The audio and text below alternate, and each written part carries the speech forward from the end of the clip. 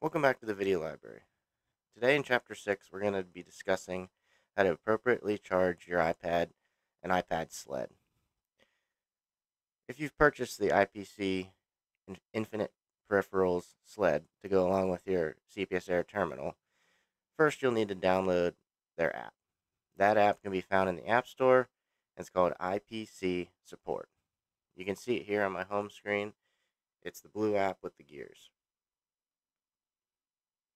Once the app's downloaded, we can enter into the app, and on the main page it's going to give us information about the sled, the model number, firmware, and the amount of charge the sled currently has.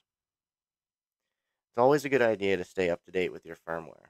I'd suggest doing this at least once a month to make sure everything's up to date.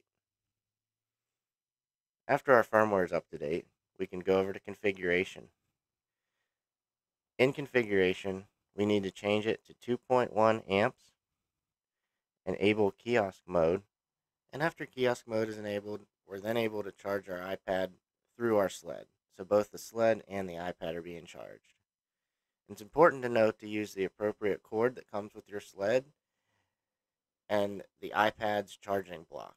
It's important because this block and this cord put out the correct current to the sled in order to keep the longevity of the sled.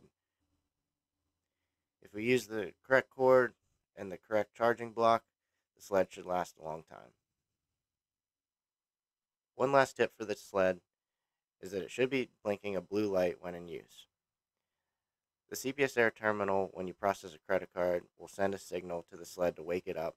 So if that blue light isn't blinking when a credit card is being queried, or in general, there is a small button below the blue light. If you press it, it'll wake the sled up automatically.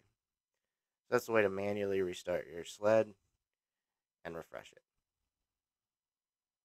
This has been how to appropriately charge your iPad and Infinite Peripherals charging sled. If you have any questions, feel free to contact support.